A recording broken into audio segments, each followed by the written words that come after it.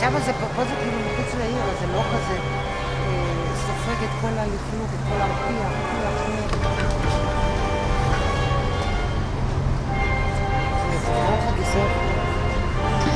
Here on the right you see the red building. This is the Pustdam Film Museum. We have our next stop here. The Pustdam Film Museum is the oldest building of Pustdam. It was erected in 1685 and it originally used to be an orangery and then later on became a stable. As you can tell from the sandy figures on the roof. Today it's the Pustdam Film Museum with several, but it's not real musk, it's a pump station. They pumped water of the river Havel into the fontaines of Park Musk around. So today you can find inside a museum about the technical devices from back then.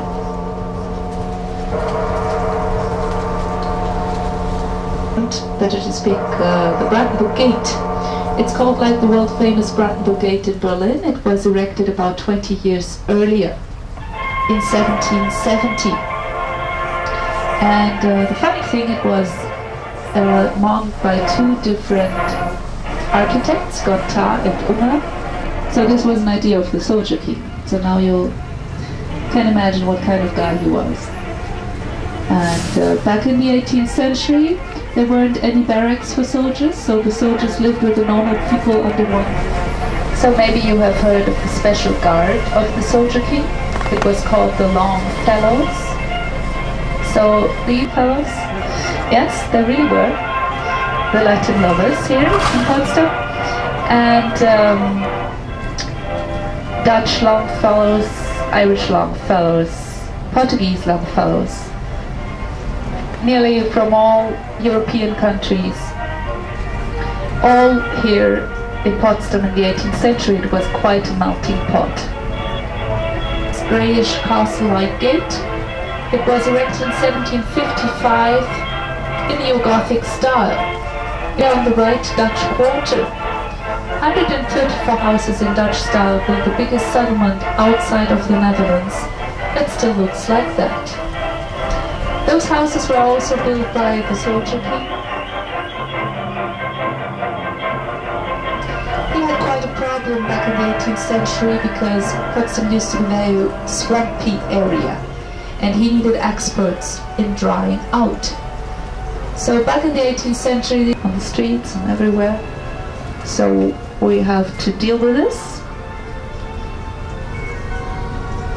And now we get on the street when we would go on in 1912, and I especially emphasize the month February because Hollywood was open in October 1912. Starring Marlene Dietrich, Der blaue Engel, and also Nosferatu by Murnau, directed by Murnau, or Metropolis by Fritz Lang. And also in GDR times, important fairy tales, important fairy tale productions. A lot of international big productions every year. There are many productions going on there in Babelsberg. As I already said, the most famous was the last. And those villas are right on it, so it's very exclusive to live there, as you can imagine. Now just imagine that it's really beautiful weather outside. It's warm and sunny and you are on your boat on the deep lake and you enjoy life and you think all of a sudden, oh no, we forgot the champagne. What a pity. So what shall we do now? We don't have any champagne. And it's no problem in Pustdam. You just stop by at the next supermarket with the deal to Aldi Markt.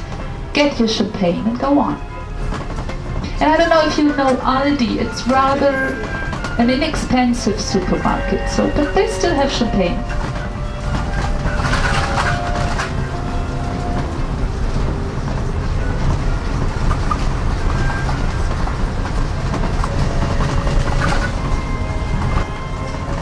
And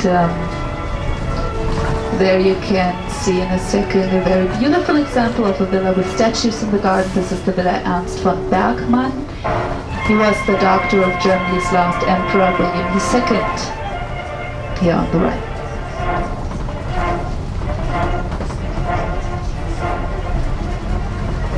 That shows not even the color was shared in East and West Germany.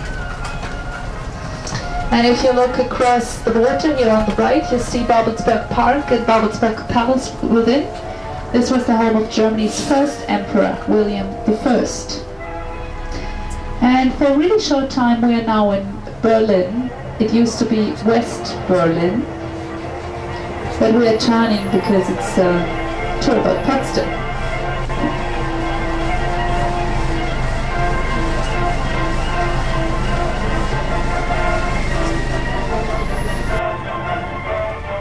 And until the 10th of November in 1989, when masses of people went over Glienicke Bridge to West Berlin when the wall came down.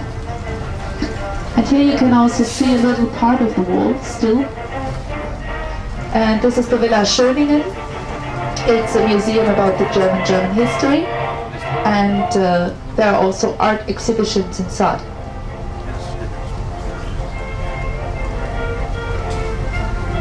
And we now approach on the right a little former Minol gas station. Today it's a popular bikers cafe.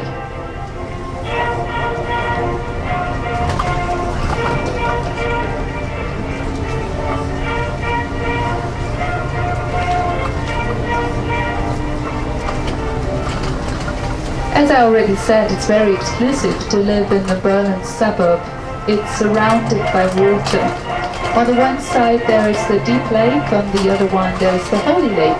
And right on the Holy Lake there live a lot of famous German people. For example, the very popular German TV host of the show Who Wants to Be a Millionaire, Günther Jauch and his family. And also the fashion designer Wolfgang Job has his villa there. Abroad he's often pronounced Jude. It's called Meatball Academy. Here on the right. It's still a school today, and there are also boys going there today.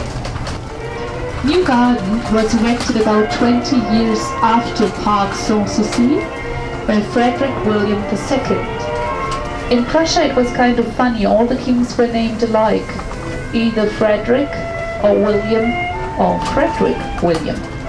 So people came up with nicknames. For example, there was the soldier king who loved the military. His son was Frederick the Great, and he had no children, so his nephew got on the throne. And he was very corpulent and hedonistic, and this is why people called him Fat William. He was the one who erected New Garden.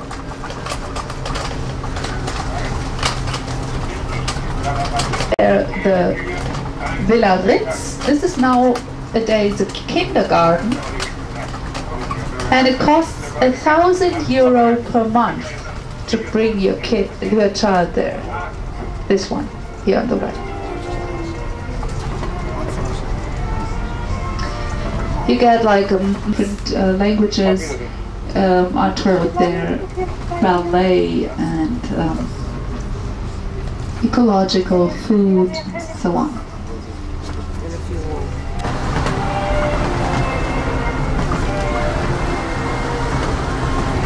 But he wasn't. He had a lot of women, and he was the Holy Lake, the Marble Palace, the Greenhouse, and across the lake of the Marble Palace, the rich and famous of Pustdam live. And everything on the right from now on is part of New Garden. It's a huge, huge park. It stays like this for a while. And Fat William also was a mystic. So you can find a lot of little secret grottos in the New Garden. Okay, on the right, still New Garden. It stays like this for a while, and on the left turn up beautiful villas. We're driving into the Forbidden City. From 1945 until 1994, the KGB, the Secret Service of the Soviets, and higher Soviet military occupied this part of the city. So you have to imagine the owners of those villas in 45 had to leave their houses within 2 to 4 hours. Then the KGB came and took a 16-hectare area of villas. They put a wall around, nobody was allowed, no normal person was allowed to get in there. And they erected a secret service station like there were many back in Europe in that time, during the Cold War. Some villas, they had grocery stores, in others they have gas stations.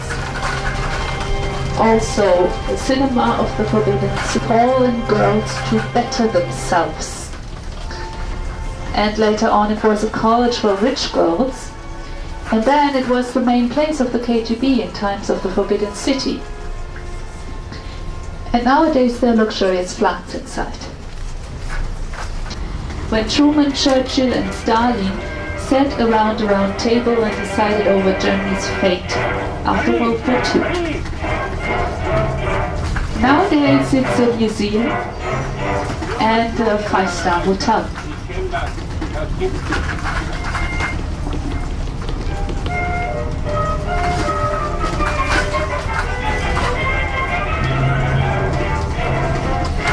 So you can only see some of the chimneys, of the 55 chimneys between the trees. Yep. In the summertime you nearly can't see anything, so we're lucky. And that turns up again. Today the old dairy is a nice restaurant with its own brewery. Yeah.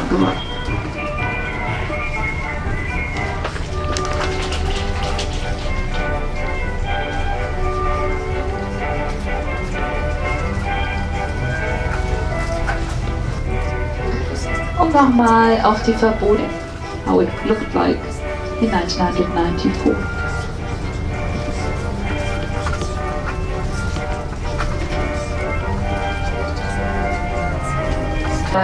Das ist sehr, sehr traurige Geschichten zu betragen haben. Ein braunes Gebäude mit grauem Flachdachgebäude davor.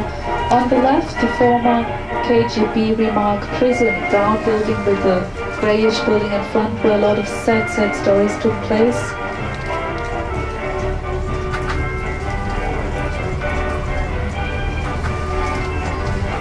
Hier rechts, die roten Gebäude sind heute ein Kindergarten und eine Grundschule zur Zeit der verbotenen Stadt. War darin das Kino des KGB. Here on the right, heritage site by the UNESCO, Colony Alexandrovka. Nach den Napoleonischen Kriegen blieben einige russische Kriegsgefangene in Preußen zurück und 12 dieser Männer bildeten einen Sängerchor, den der König sehr liebte, und deshalb machte er ihnen ein Geschenk.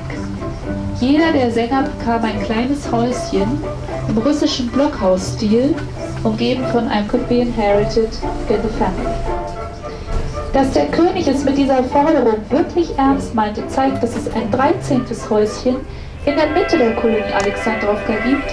Dort lebte der Aufs-Krieg-Gebar, war der im Vorraum dabei und hat genau aufgepasst, dass die Babys nicht vertauscht werden. That the king really meant it shows that there is a third house in the middle of the colony Alexandrovka. This was the home of the guard. Every time a woman was delivering her first baby, the guard was in the front room and checked that the babies weren't exchanged.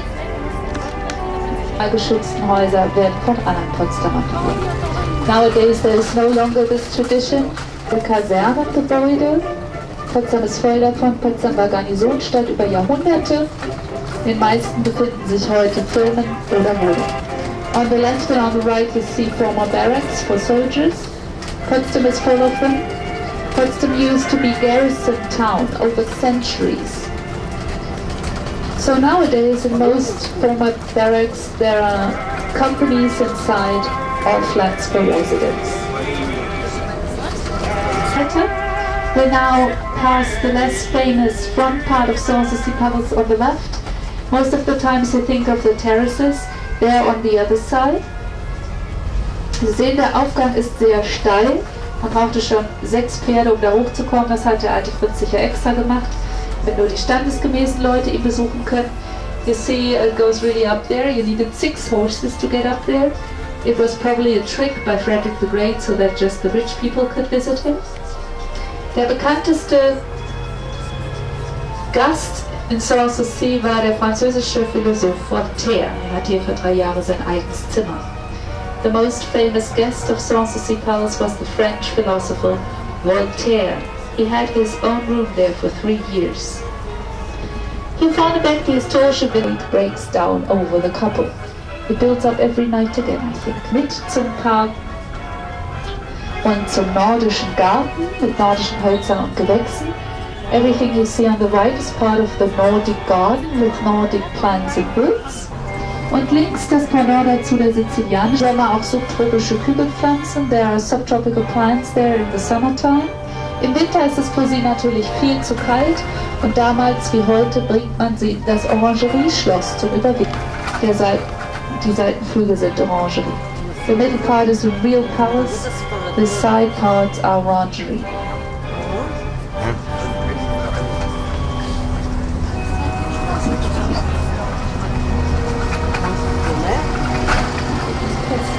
So sauer ist der. There's a funny story about the wine growing there. It's called 3-man wine. If one drinks it, 2 others have to hold tight on him because it's so sour. G, medicine, and art history.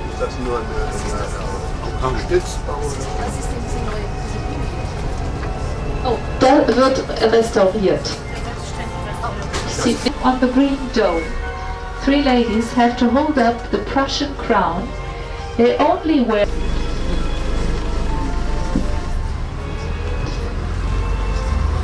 Wir können auch keine Zeitzeugen mehr befragen. Sie wurden wieder zurück überführt.